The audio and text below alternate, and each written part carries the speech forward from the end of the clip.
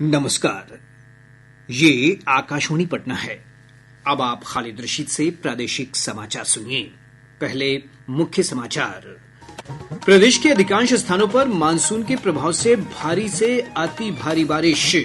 मौसम विभाग ने आज सुपौल, सीतामढ़ी, कटिहार, पटना और भोजपुर समेत 17 जिलों में भारी बारिश और वज्रपात का अलर्ट जारी किया। मुख्यमंत्री नीतीश कुमार ने पुलों के रखरखाव के लिए ग्रामीण कार्य विभाग को नीति बनाने के निर्देश दिए। उत्तर बिहार में बाढ़ की समस्या के दीर्घकालिक समाधान के लिए गठित उच्च स्तरीय समिति आज केंद्रीय जल आयोग को अपनी रिपोर्ट सौंपेगी। और T20 क्रिकेट विश्व कप विजेता भारतीय टीम का स्वदेश वापसी पर नई दिल्ली में शानदार स्वागत। टीम के सदस्य आज प्रधानमंत्री नरेंद्र मोदी से करेंगे मुलाकात। अब समाचार विस्तार से। प्रदेश के अधिकतर हिस्सों में मानसून पूरी तरह से सक्रिय बना हुआ है। पिछले 24 घंटों के दौरान राज्य के उत्तर पश्चिम हिस्सों में कई स्थानों पर भारी से बहुत भारी बारिश हुई है। कई स्थानों पर 100 मिलीमीटर से लेकर 235 मिलीमीटर तक बारिश हुई है। सीवान के बरहड़िया में रिकॉर्ड 235.4 मिलीमीटर बारिश रिकॉर्ड की गई। मौसम विज्ञान केंद्र पटना के वैज्ञानिक ने बताया है कि अगले 24 घंटों के दौरान सुपौल, मधुबनी, सीतामढ़ी, दरभंगा, पश्चिम चंपारण, पूर्णिया और कटिहार जिले में कुछ स्थानों पर अत्यधिक भारी बारिश का ऑरेंज अलर्ट जारी किया गया है। वहीं सीवान, सारण, वैशाली, समस्तीपुर, पटना, भोजपुर, बक्सर, अररिया और किशनगंज जिले में कुछ स्थानों पर भारी वर्षा का येलो अलर्ट जारी किया गया है। राज्य के शेष हिस्सों में मध्यम बारिश का पूर्वानुमान है। अगले 24 घंटों के दौरान बिहार के उत्तर पश्चिम, दक्षिण पश्चिम तथा दक्षिण मध्य के गोपालगंज, सारण, सीवान, गया, जहानाबाद, भोजपुर, बक्सर, पटना, नवादा, नालंदा में भारी वर्षा गरज चमक के साथ होने का अनुमान है तथा बिहार के शेष भागों पर हल्की से मध्यम स्तर की वर्षा गरज चमक के साथ होने का पूर्वानुमान व्यक्त किया गया है। अगले 24 घंटों के दौरान दिन के तापमान में कोई विशेष परिवर्तन नहीं होगा।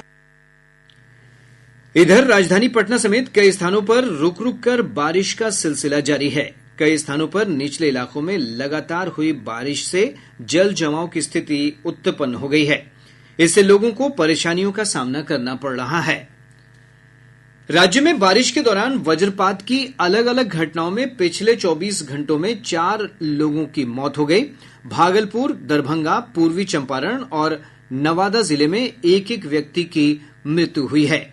मुख्यमंत्री नीतीश कुमार ने मृतकों के प्रति शोक संवेदना प्रकट करते हुए मृतकों के परिजनों को 4-4 लाख रुपए की अनुग्रह राशि देने की घोषणा की है। नेपाल के जलग्रहण क्षेत्र में हो रही भारी बारिश के चलते गंडक, बागमती, कमला बलान, कोसी, महानंदा और परमान नदी के जलस्तर में लगातार बढ़ोतरी हो रही है। ब्यौरा हमारे संवाददाता से। जलग्रहण क्षेत्रों में लगातार बारिश के चलते गंगा, गंडक और बागमती नदियों का जलस्तर पटना, मोतिहारी, गोपालगंज, शिवहर, सीतामढ़ी और मुजफ्फरपुर में तेजी से बढ़ा है। बागमती नदी बेलवा, डुब्बा घाट और मुजफ्फरपुर में खतरे के निशान से ऊपर बह रही है। इसके चलते कई निचले इलाकों में बाढ़ का पानी फैल गया है। कमला बलान, महानंदा और परमार नदियों में उफान के कारण मधुबनी, अररिया, किशनगंज और पूर्णिया जिले में निचले और तटबंध वाले इलाकों में बाढ़ का पानी प्रवेश कर गया है। धर्मेंद्र कुमार राय, आकाशवाणी समाचार, पटना। इस बीच गोपालगंज से हमारे संवाददाता ने बताया है कि गंडक नदी में पिछले 24 घंटों के दौरान 1,26,000 क्यूसेक पानी छोड़ा गया है।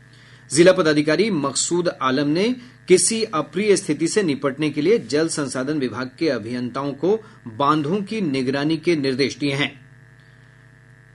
हमारे मधुबनी संवाददाता ने बताया है कि अधवारा समूह की रातो, बुढ़नद, ककुरा और धौंस नदी का जलस्तर भी लगातार बढ़ रहा है। बेनीपट्टी प्रखंड की करहारा पंचायत के मुहाने से गुजर रही धौंस नदी पर बना चचरी पुल तेज बहाव में ध्वस्त हो गया। सारण जिले के लहलादपुर प्रखंड के जनता बाजार में 30 साल पुराने नदिया पार पुल के टूटने से 2 पंचायतों के 17 गांव का प्रखंड मुख्यालय से संपर्क टूट गया है। और ब्यौरा हमारे संवाददाता से। छपरा के जनता बाजार लहलादपुर प्रखंड में 30 साल पुराने नदिया पार पुल के टूटने से 2 पंचायतों के 17 गांव का प्रखंड मुख्यालय से सीधा संपर्क टूट गया है। पुल गंडक नदी पे बना हुआ था और मानसून की पहले ही बारिश में ध्वस्त हो गया। जिला प्रशासन के अधिकारीगण घटनास्थल पर पहुंचकर जांच में जुट गए हैं। पुल के ध्वस्त होने से लहलादपुर प्रखंड और जनता बाजार थाना क्षेत्र के डोड स्थान मंदिर से भगवानपुर हाट प्रखंड के 2 पंचायतों का आवागमन बाधित हो गया है। श्रावणी मेला के अंतर्गत मंदिर में जलाभिषेक करने वाले श्रद्धालुओं को अब 6 किलोमीटर का अतिरिक्त सफर तय करना पड़ेगा। स्थानीय ग्रामीण के अनुसार इस पुल का निर्माण 30 साल पहले विधायक धूमल सिंह ने अपने निजी कोष से कराया था। हालांकि ये पुल पुराना और जर्जर भी हो चुका था और आवाजाही बंद कर दी गई। आकाशवाणी समाचार के लिए छपरा से पवन कुमार सिंह। इधर सीवान से हमारे संवाददाता ने बताया है कि जिले में पिछले 2 दिनों से भारी बारिश के चलते महाराजगंज अनुमंडल के देवरिया पंचायत के पड़ाइन टोला के पास गंडकी नदी पर बना पुल ध्वस्त हो गया। बारिश के दौरान पुल का एक पिलर धंस गया, जिसके बाद पूरा पुल ध्वस्त हो गया। पुल के गिरने से इस मार्ग पर परिचालन बाधित हो गया है। मुख्यमंत्री नीतीश कुमार ने प्रदेश में विभिन्न पुलों के क्षतिग्रस्त होने की खबरों के बीच ग्रामीण कार्य विभाग को पुलों के रखरखाव की नीति बनाने के निर्देश दिए हैं। श्री कुमार ने पटना में अधिकारियों के साथ समीक्षा बैठक में कहा कि निर्माणाधीन पुलों का कार्य गुणवत्ता के साथ समय पर पूरा किया जाना चाहिए। श्री कुमार ने मानक संचालन प्रक्रिया तैयार कर सभी पुलों के नियमित रखरखाव और मरम्मत के लिए उचित कार्रवाई करने का निर्देश भी दिया है। जल संसाधन विभाग के अपर मुख्य सचिव चैतन्य प्रसाद ने कहा है कि राज्य में विभिन्न स्थानों पर पुलों के क्षतिग्रस्त होने की जांच विभाग के उड़न दस्ता संगठन की ओर से कराई जा रही है। उन्होंने कहा कि दोषी पाए जाने वाले अधिकारियों के खिलाफ उचित कार्रवाई की जाएगी। श्री प्रसाद ने कहा कि जलस्तर बढ़ने के कारण सीवान और गोपालगंज जिले में छाड़ी नदी पर निर्मित दशकों पुराने पुल पुलिया क्षतिग्रस्त हुए हैं।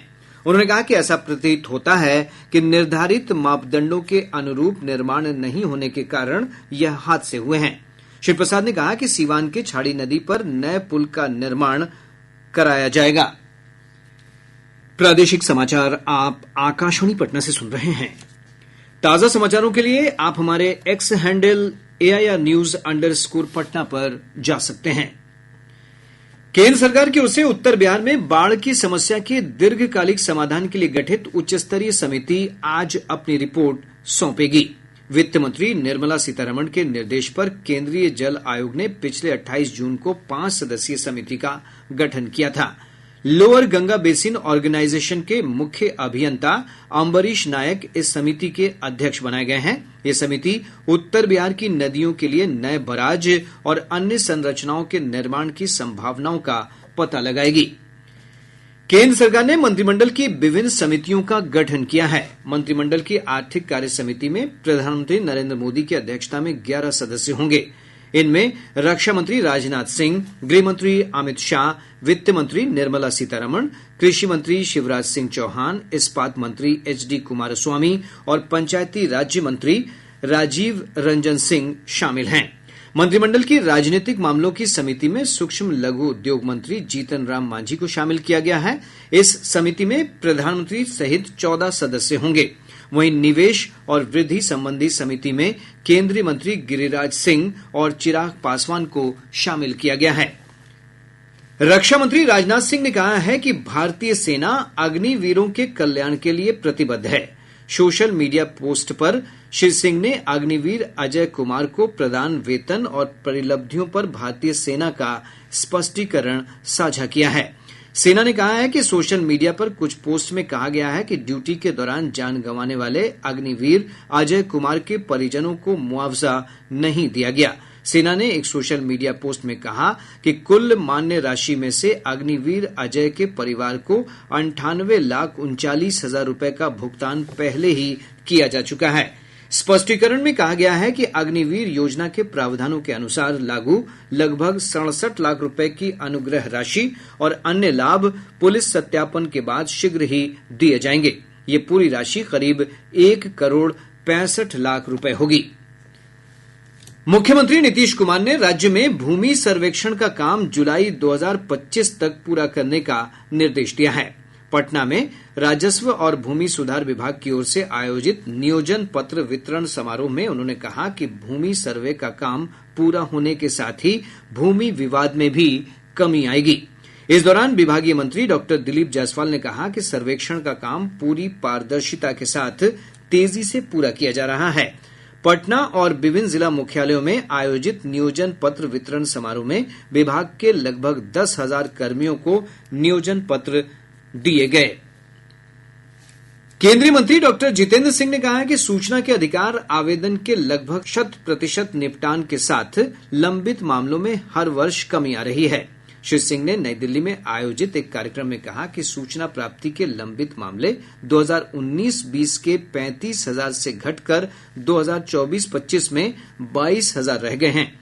उन्होंने सूचना की सक्रिय भूमिका से लंबित मामले कम करने और नागरिकों को सुगमता से सूचना प्रदान करने में प्रगति की सराहना की है। केंद्रीय स्वास्थ्य मंत्रालय ने महाराष्ट्र में जीका वायरस की कुछ रिपोर्ट के मद्देनजर राज्यों को एक परामर्श जारी किया है।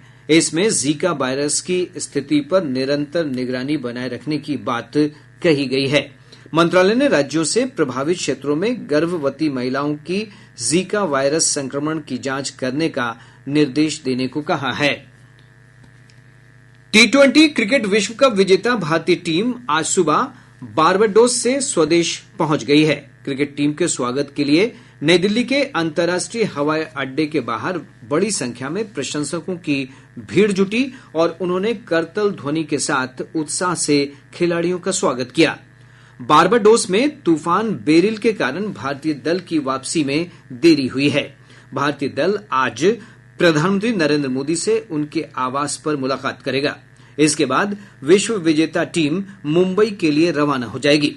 भारतीय क्रिकेट कंट्रोल बोर्ड बीसीसीआई के सचिव जयशाह ने बताया है कि मुंबई में विजयी टीम आज शाम एक ओपन बस रोड शो में हिस्सा लेगी। इसके बाद वानखेड़े स्टेडियम में खिलाड़ियों के सम्मान में समारोह का आयोजन किया जाएगा। अब पटना से प्रकाशित प्रमुख समाचार पत्रों की सुर्खियां। आज के सभी समाचार पत्रों ने राजस्व और भूमि सुधार विभाग की ओर से लगभग 10,000 युवाओं को नियोजन पत्र देने से संबंधित खबर को प्रमुखता से प्रकाशित किया है। हिन्दुस्तान ने इस खबर का शीर्षक लगाया है, बिहार में अगले वर्ष जुलाई तक पूरा होगा भूमि सर्वे।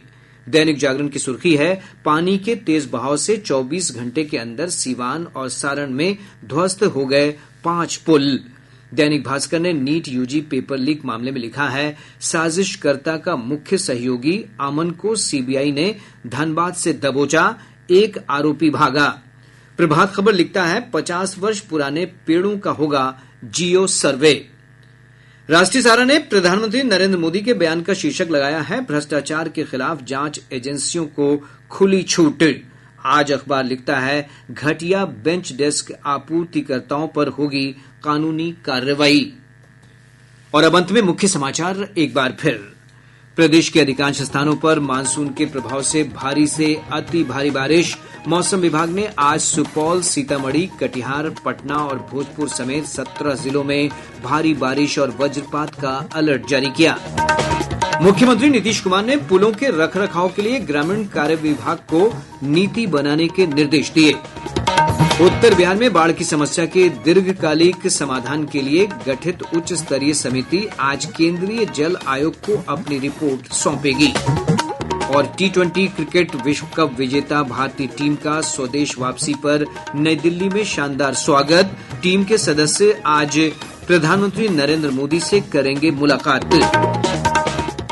इसके साथ ही आकाशवाणी पटना से प्रसारित प्रादेशिक समाचार का ये अंक समाप्त हुआ।